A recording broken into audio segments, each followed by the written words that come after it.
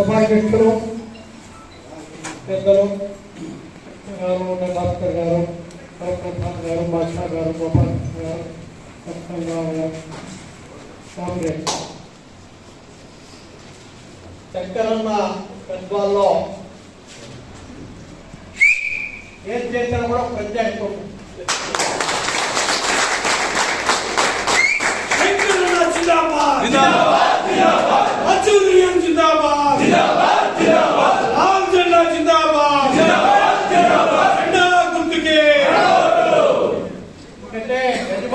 చూస్తారు కదా ఇందాక మీ అందరూ ఎవరు ఊహించరు అలాంటి పద్ధతుల్లో నాయకుల్ని గౌరవిస్తారు. రెండోది, ఈ హైదరాబాద్ డివిజన్లో మహబూబ్ నగర్ దాటి దగ్గర నుంచి వనపర్తి దగ్గర నుంచి గృహాంచలం అవటం వరకు అందరూ అనుకుంటారు ఇది తగ్గుతున్న ఏరియా. ఈ ఏరియాలో మనం ఎంత మాట్లాడుకున్నా ఓటున్నాం. అలాంటిది మరి ఎర్ర జెండా నిలబెట్టి కొట్లాడి, ఆఫీసర్తో కొట్లాడి, సూపర్వైజర్తో కొట్లాడి మరి ఎర్ర జెండాని నిలబెట్టిన ఘనత శంకరన్నది. అందరి నాయకులు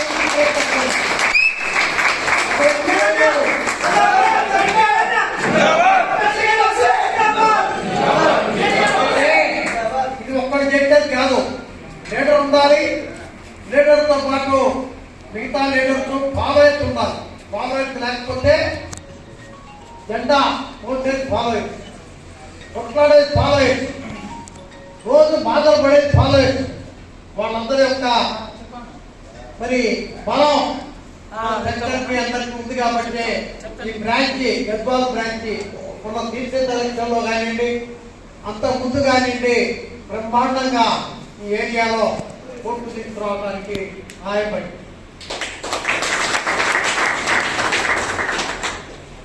చాలా మంది చెప్పుకుంటారు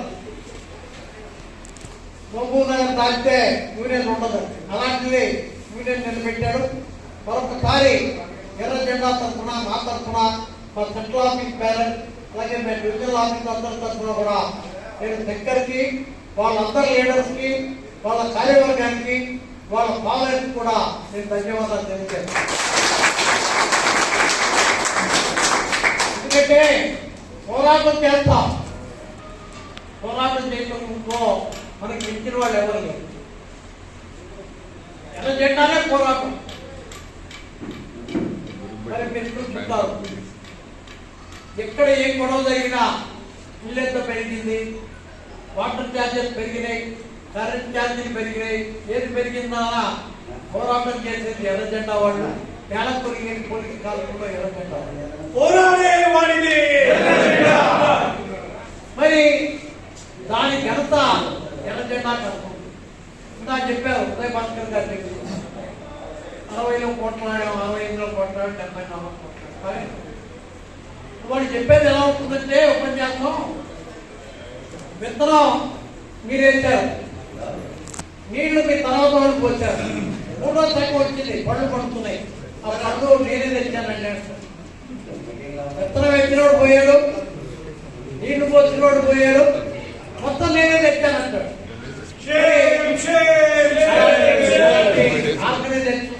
దగ్గర ఉన్నాయి.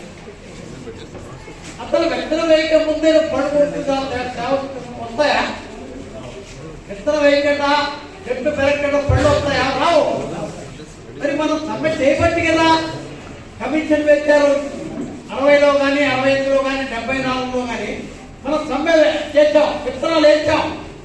విత్తనాలు వేసాం కాబట్టి చెట్టు పెరిగింది కాబట్టి నువ్వు కమిషన్ వేసావు. కమిషన్ లో పళ్ళు వస్తే నేనే తెచ్చానంటాడు, డిఏ నేనే తెచ్చానంటాడు, కనీస వేతనం నేనే తెచ్చానంటాడు, బోనస్ నేనే తెచ్చానంటాడు, మన ట్రాక్టర్ కి 4 గ్రేడ్ నేనే తెచ్చానంటాడు, రిస్క్ అలవెన్స్ నేనే తెచ్చానంటాడు, డ్రెస్ అలవెన్స్ నేనే తెచ్చాను. ఆ శానిటైజర్ అన్ని తాగలిగిన వాడివి పోనీ ఇవన్నీ ఒప్పుకుంటాం, నువ్వే తెచ్చావయ్యా ఒప్పుకుంటాం. 10 సంవత్సరాలు నీ ప్రధానమంత్రి నీ పార్టీ పవర్ లో ఉంది. సరే వాజ్పేయి గారు పొరపాటు చేసి ఎన్పిఎస్ తీసుకొచ్చాడు 2003లో, 2004 అమలైంది. 2004 అక్టోబర్ నుంచి ప్రధానమంత్రి అయ్యావు కదా, నీ పార్టీ పవర్లోకి వచ్చింది కదా, వాజ్పేయి గారు ఓడించాం కదా. ఎన్పిఎస్ తెచ్చిన వాజ్పేయి గారు ఓడించి కాంగ్రెస్ పార్టీని పవర్లో తీసుకొస్తే మీరేం చేశారు? మరి 2014 దాకా మీరే ఉన్నారు. ఉన్నవాళ్ళు క్యాన్సిల్ చేశారా? మరి ఈ పళ్ళు నావేనన్నవాడు మరి 10 సంవత్సరాలు ఏం చేశారు? మరి ఢిల్లీలో కూర్చుంటాడు మా నాయకుడు అంటారు. మరి ఢిల్లీలో కూర్చున్న నాయకుడు ఏం చేశారు? 14 ఏళ్ళు నీ గవర్నమెంట్ ఉంది, నీ సంజయ్ రెడ్డి రాజ్యసభ మెంబరు, ఆ బిల్లు మీరే పాస్ చేశారు. బీజేపీ వాళ్ళు కలుపుకుని బిల్లు పెట్టింది మీరు. వాజ్పేయి గారు చట్టం తీసుకొచ్చారు ఆర్డినెన్స్, కానీ బిల్లు పెట్టి మళ్ళీ వాళ్ళు ఎన్నికెళ్ళి బీజేపీ వాళ్ళకి బిల్లు పాస్ చేసుకుంది మీరు. మరి ఇవాళ మీరు రద్దు చేస్తూ ఉంటే నమ్మటానికి ఎవరో పువ్వు వేసుకోండి. అదేవిధంగా నియోజకాలు ఏ విధంగా చేశారు, కనీస వేతనం అలా చేశారు, బోనస్. అసలు ఈ పార్టీ పుట్టిందేంటి? అందరం రైల్వే కార్మికులు అందరం 1924 నుంచి 1947 ఆగస్టు 15 దాకా మరి స్వతంత్రం వచ్చేదాకా ఒకే యూనియన్లో ఉన్నాం. ఇది యూనియన్ లేవు. మరి రెండో యూనియన్ ఎందుకు పెట్టాము? కాంగ్రెస్ యూనియన్ ఎందుకు పెట్టాం? మనం విడగొట్టాలని పెట్టాం. ఎందుకు విడగొట్టాలి? సమ్మె చేయకుండా, సమ్మె చేస్తే చెడగొట్టడానికి. మరి అదే విధంగా చెడగొట్టాలి కదా. వాళ్ళు చెప్తున్నారు అన్ని మేము 8th పే కమిషన్ తీసుకొస్తాం. 7th పే కమిషన్లో ఏం చేస్తాం? 6th పే కమిషన్లో ఏం చేస్తాం? ఒక్క 6th పే కమిషన్లోనే జనతా పార్టీ ఉన్నప్పుడే 40% జీతాలు పెరిగి, మరి మిగతా సార్లు పెరిగిన జీతాలు పెరగలా. ఆ రోజుల్లో ట్రేడ్ యూనియన్లో పనిచేసిన నాయకులు జార్జ్ ఫెర్నాండెస్ గారు కానివ్వండి, మరి అలాగే కమ్యూనిస్ట్ నాయకులు ఆ రోజుల్లో గవర్నమెంట్ లో ఉన్నారు. గుప్తా గారు సిపిఐ నాయకుడు, ఆయన హోమ్ మినిస్టర్ ఉన్నాడు. Madhu Dandavate planning committee chairman గా ఉన్నారు. వీళ్ళు పట్టుబట్టి పే కమిషన్ లో మనం సమ్మె చేస్తాం, సమ్మె చేయొద్దు, మేము ఉన్నాం గవర్నమెంట్ లో అని చెప్పి 40% మరి ఎప్పుడైనా పెరిగిందా? జీతం పెరిగింది. మరి మీరు ఎందుకు చేస్తారు? ఈ దేశం స్వతంత్రం వచ్చిన 45 నుంచి 2003 వరకు మీరే ఉన్నారు. 1997 వరకు మీరే ఉన్నారు. మళ్ళీ 2004 నుంచి 2014 వరకు మీరే ఉన్నారు. ఇన్ని సంవత్సరాలు రాజ్యం చేశారు కాంగ్రెస్ వాళ్ళు. మరి ఎప్పుడైనా ఒక 20%, 30% జీతాలు పెంచారా? బోనస్ ఇచ్చారా? బోనస్ చంద్రుడు అంతా చెప్పారు. పేపర్లు ఇప్పటికీ ఉన్నాయి నా దగ్గర, కటింగ్ పేపర్ కట్టింగ్. రైల్వే కార్మికులు ఏంటి చంద్రుడు అడుగుతున్నారు రైళ్లు. అరే రైల్వే కార్మికులు గుమాస్తాలు కాదు, ఆఫీసులో కూర్చుని పెన్తో పనిచేసేవాడు కాదు. రైళ్లు నడిపేవాడు. రైలు పట్టాలు తయారు చేస్తున్నాం, రైలు వీల్ తయారు చేస్తున్నాం, రైలు డబ్బాలు తయారు చేస్తున్నాం, రైలు వ్యాగన్లు తయారు చేస్తున్నాం. మనం ఇండస్ట్రియల్ వర్కర్. బోనస్ ఎవరికి? Industrial workers. ఇండస్ట్రియల్ వర్కర్ కదా, డబ్బా తయారు చేయట్లేదా, ఇంజన్ తయారు చేయట్లేదా, పట్టాలు తయారు చేయట్లేదు లేదా మన దగ్గర? మరి ఇన్ని రకాలుగా ఇండస్ట్రియల్ వర్కర్ ఉంటే యువతానికి వీళ్ళే చెప్పినట్టు ఇందిరాగాంధీ గారు మీరు నోరు ఇచ్చారా, ఇప్పించారా? సమ్మె చేయకుండా ఏదైనా మీరు ఇప్పిస్తే చాలా గొప్పవాడు. సమ్మె నోటీస్ చేయకుండా ఏదైనా ఇప్పిస్తే గొప్పవాడు. ఏం లేదే, మీ జన్మలో రాష్ట్రం 2013లో పెట్టుకున్నారు, సమ్మెలు చేస్తారు, చేయడానికి పంపిస్తారు, మీరు సమ్మె చేయకుండా నన్ను. మరి 74 తర్వాత సమ్మె జరగల, 50 సంవత్సరాలు ఏం తీసుకొచ్చాం? మేము ఎప్పుడైనా మేము సమ్మె నోటీస్ ఇస్తే 180 భాగాలు చేసాం మమ్మల్ని. ఒక భాగం ఒక్కళ్ళే ఉండే, ఒకే యూనియన్ ఉండేది. ఇవాళ 180 యూనియన్లు అయింది. ఏం కొట్లాడాం మేము? ఎలా కొట్లాడతాం? కాళ్ళో వైపు, నా చేతుల వైపు, కళ్ళో వైపు, జుట్టో వైపు, శరీరంలో వైపు మీరు లాగేస్తుంటే ఇంక నేను ఎలా బతకాలి? ఎలా నిలబడాలి? ప్రతి కూడా మీరు తెలుసుకోవాలి. ఇంకా మనకి మెయిన్గా 8th పే కమిషన్ రావాలి. ఒక పక్క 8th పే కమిషన్ మనం అడుగుతుంటే 32,500. ఆల్రెడీ మనకి 18,000, 53%, 27,000 ఆల్రెడీ వచ్చింది. 32 అంటే 5,000 ఎక్కువ. 5,000 అంటే ఎంత ఎంత పర్సెంట్ ఇస్తానంటున్నావు? 17,000 సార్. 18,000 జీతం ఇవే కలుగుతుంది కదా. పే కమిషన్ వస్తే 9,000 కలుగుతుంది కదా. 2 కలిసి 27,000 అవుతాయి కదా. ఇంకో 2 ఏళ్ళకి ఇంకో 10% కలుగుతుంది కదా. 30,000 అవుతుంది కదా. 2,000 ఇస్తావా? 10 ఏళ్ళ తర్వాత 2,000 రూపాయలు. మనం ఎంత అడుగుతున్నాం? 50,000 అడుగుతున్నాం. లెక్కల్లోనే పడ్డాయిరా. లెక్కలు లేకుండా అడగం ఇది కూడా. మరి ఇలాంటి వాళ్ళని జనం ఏం చేయాలో నాకు అర్థం కాదు. మనలో ఏంటి ఆ ఎస్ఎస్సీ గారు లేకపోతే ఆ ఎస్సీ గారు లేకపోతే జేఈ గారు ఎవరు ఒకరు వాళ్ళ యూనియన్లో ఉంటారు. ఎందుకు దీనికి డబ్బులు 5 లక్షలు 6 లక్షలు ఇస్తే ఆఫీసులో 4 లక్షలు ఇస్తే నాకు జేఈ చేస్తాడేమో, నాకు ఆఫీసర్కి ఇస్తాడేమో, వాళ్ళకి ఆశ. మాకేమి ఇస్తావా? మాకు నాకేమొస్తుంది? ఒక ట్రాక్ మనకి ఏమవుతుందండి? 2,500 ట్రాక్ మనకి వేరే కేటగిరీ తీసుకురా లేదు. జీడీసీ తీసుకొచ్చాం, ఎల్డీసీ తీసుకొచ్చాం, రేపు ఎల్డీసీ ఆలు కూడా తీసుకొస్తాం.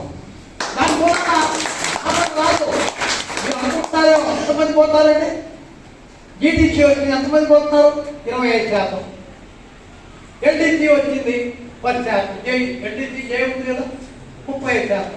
ఎల్డీసీ ఓపెన్ స్థలాలు వస్తుంది 45%. ఇక మిగతా 50% ఉంటాయి. వాళ్ళు వెళ్ళొద్దా బయటికి? ఎన్నాళ్ళు పడుగు పట్టుకుని 20 కిలోల బరువు నెత్తి మీద వేసుకుని భుజాన్ని వేసుకుని 6 కిలోమీటర్లు 7 కిలోమీటర్లు 8 కిలోమీటర్లు నడవాల్సిందేనా? వయసు పెరగదా? వాళ్ళ మొత్తం నా వయసు వచ్చినా మీరు పోయగలరా? మరి నా వయసు వచ్చేదా ఇదే ఉద్యోగం చేయాలా? నేను వేరే ఉద్యోగం ఇవ్వా? దానికోసమే మనం రైల్వే బోర్డు అడుగుతాం. 5 సంవత్సరాల మించి ఎవరు ట్రాక్మెంట్ గా పనిచేయకూడదు. ఆ రోజుల్లో పొద్దున్న తిరిగాం, తిన్నాం, కాఫీలు లేవు, టీలు లేవు. మేము అంతే గట్టిగా ఉన్నాం. ఈరోజు కూడా వాళ్ళు నిద్రలోనే కాఫీ పడాల్సిందే లేదా టీ పడాల్సిందే. టీ పడంతే ముందు బయటికి కదా. ఆ రోజుల్లో మేము 10 కిలోమీటర్లు అయితే చదువుకున్నాం. 10 కిలోమీటర్ల దగ్గర ఎక్కడ స్కూల్ కూడా లేదు. నడిచి వెళ్ళేవాళ్ళం. ఇవాళ పక్కన ఉన్న టీ షాప్కి వెళ్ళాలంటే 2 వీలర్ కావాలి. దూరం అంటే వెళ్ళాం. మరి అలాంటప్పుడు మనకి బలం ఎక్కడ ఉంది? అందరినీ పంపించాలి. మన ప్లాన్ ఏంటంటే 5 సంవత్సరాలు పెట్టు, 8 సంవత్సరాలు పెట్టు. టోటల్గా ట్రాక్ మీద 100% వేరే డిపార్ట్మెంట్ తప్పేంటి? అక్కడ నైట్ వర్క్ ఉంది, వెళ్తారు. కొత్త చేయగలిగిన కొత్త పురాణం తీసుకో, బలపు పురాణం తీసుకో, 18 ఏళ్ళ పురాణం తీసుకో, 18 ఏళ్ళ అమ్మాయిని తీసుకో. అమ్మాయిలందరికీ లైఫ్ ఫిట్ ఇవ్వండి, చేతప్ కేటగిరీ ఇవ్వండి. A uniform? యూనిఫామ్లో నువ్వు ఇచ్చే డబ్బులతో ఏమవుతుంది? నువ్వు ఇచ్చే డబ్బులతో నిజంగా యూనిఫామ్ వస్తుందా? ఎన్ని రోజులు పని చేస్తావు? అది చెమటకి తడిచిపోతుంది. ఎండలో పని చేయాలి. నువ్వు ఇచ్చే యూనిఫామ్ పని చేసి సరిగా నువ్వు ఇచ్చే బూట్లో 2 రోజులు పని చేయాలి. 2 రోజులు కట్ట మీద నడిస్తే నేను 12,000 రూపాయలు బూట్ వేసుకున్నాను. అప్పుడే పాడైపోతుంది కట్ట మీద నడి. మరి మీకు ఇచ్చే బూట్ 500 రూపాయలు బూట్ ఎన్నాళ్ళు వస్తుంది అది? కాబట్టి కొట్లాడాలంటే ఏకం అవ్వాలి. 5,000 కలిస్తే గుప్పెడు వస్తే గుప్పెడు ఇస్తే దెబ్బ ఉంటే నన్ను మొహం పోతుంది. వేలుతో కొడతా మొహం పోతుంది. ఏం వేలుతో కొడతా 5 కొడితే మొహం పోతుంది. మొహం పగల కొట్టాలంటే అందరూ ఒక యూనియన్ గెలిపించుకోవాలి. అప్పుడు మొహం బాగుతుంది. మోడీ గారికి లేదా మనం మాట్లాడా? వ్యవసాయదారులు సంవత్సరం పాటు ట్రాక్టర్లు పెట్టి రోడ్డు మీద కారు నడవకుండా ఆపితే పంజాబ్లో పోకుండా దిగొచ్చాడు. మనం అన్ని రోజులు చేయక్కర్లా, ఒక్కరోజు బండి ఆపితే ఒక్కరోజు బండి ఆపితే కన్యాకుమారి ఇస్తే కాశ్మీర్ దాకా మొత్తం అయిపోతుంది. 1.5 లక్షల మంది ప్రయాణాలు అయిపోతాయి. ఒకళ్ళిద్దరు కాదు, సుమారుగా 10,000 గుడ్ ట్రైన్లు అయిపోతాయి. తినడానికి తిండి ఉండదు, నడపడానికి ఆయిల్ ఉండదు, 2 వీలర్లు. అలాంటి స్ట్రెంగ్త్ ఉన్న ఆర్గనైజేషన్ మనం.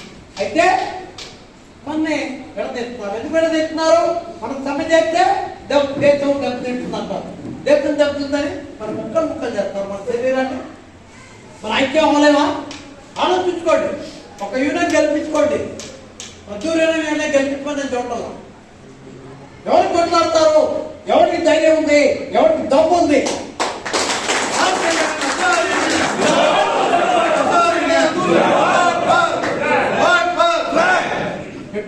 పళ్ళ కింద చేపెట్టడం, డబ్బులు తీసుకోవడం, డబ్బులు పంచడం కాదు. కొట్లాడి తీసుకురాయినా సరే ఎందుకు ఇవ్వాలండి మా డబ్బులు? నాకు యూనిట్ చేంజ్ కావాలని డబ్బులు ఇవ్వాలా? నాకు లైట్ డ్యూటీ కావాలని డబ్బులు ఇవ్వాలా? నన్ను ట్రాలీ మీద పెట్టుకోమంటే డబ్బులు వసూలు చేసి ఇవ్వాలా నీకు?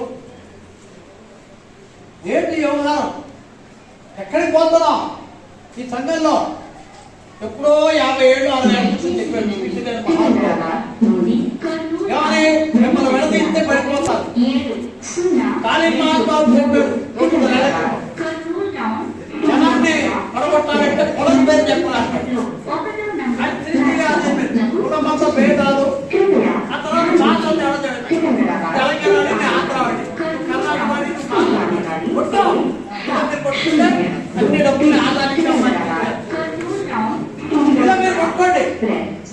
నేను తెలంగాణ వాడిని కొట్టుకోండి, నేను ఆంధ్రాలో కొట్టుకుంటాడు, నేను కర్ణాటక వాడు కొట్టుకుంటాడు, నేను తమిళనాడు కొట్టుకుంటాడు, నేను యూపీ వాడు కొట్టుకుంటాడు, జార్ఖండ్ వాడు ఇలా మీరు కొట్టుకుంటుంటే నా రాజ్యాంగ అడ్డంలో ఈ డబ్బులన్నీ నేను నా కాలంలో పెట్టుకుంటాను. రాజ్యం మనకొద్దు, అలాంటి యూనియన్ మనకొద్దు, రాజకీయాలకు సంబంధించిన యూనియన్ మనకొద్దు. రాజకీయాలకు సంబంధం లేని గెలుచుకుందాం,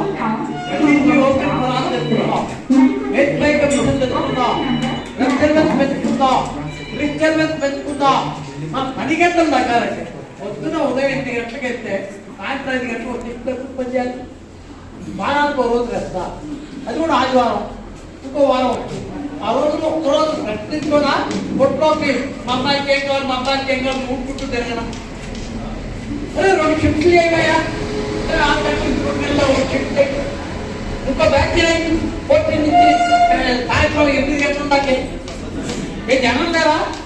ఇవాళ బీటెక్ ఎంటెక్ చదువుకున్న వాళ్ళు ట్రాక్మెంట్ కింద వస్తున్నారు, వాళ్ళ గ్రాడ్యుయేట్లు ట్రాక్మెంట్ కింద వస్తున్నారు, వాళ్ళ డిగ్రీ హోల్డర్స్ ట్రాక్మెంట్ కింద వస్తారు. ప్రమోషన్ దయచేసి మీరందరూ కూడా ఒకసారి ఆలోచిస్తారు. అంతేగాని మా సూపర్వైజరు లేకపోతే ఎంత డబ్బులు ఇస్తారు, 500 1000 ఓటుకి ఆ రోజు పంచుతారు, లేకపోతే మందు బాటిల్ ఇస్తారు, లేకపోతే బిర్యానీ ప్యాకెట్ ఇస్తారు, దావత్ పెడతారు ముక్క పెట్టి. అయినా కనుక మీరు మోసపోతే మళ్ళీ ఇంకో 5 ఏళ్ళు 6 ఏళ్ళు మళ్ళీ ఇలాగే ఉంటారు. మన బతుకులు మారాలి, మన జీవితాలు మారాలి. రాబోయే మన పిల్లలు కూడా రైల్వేలో మనం కాపాడుకోవాలి. కోట్ల రూపాయలు ఇస్తున్నారు, నీకు రిక్వెస్ట్ 10 రూపాయలు పెంచమంటే 2,500 సంవత్సరాల నుంచి పైన ఆవిడ దగ్గర ఉంది, నిర్మలా సీతారామన్ దగ్గర. నీ డ్రగ్స్ పెంచమంటే ఆవిడ దగ్గర ఫైల్ ఉంది, నీ కోర్టు ఇవ్వమంటే ఫైల్ ఆవిడ దగ్గర ఉంది.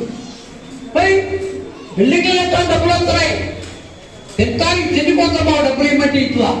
ఇలాంటి పరిస్థితులన్నీ మనం ఎండగట్టాలంటే, మనం పోరాడాలంటే, గవర్నమెంట్ బుద్ధి రావాలంటే ఒక యూనియన్ గెలిపించి మద్దూరు యూనియన్ జెండా గుర్తుకోవట్లేమని కోరుతూ నాకు అవకాశం ఇప్పుడు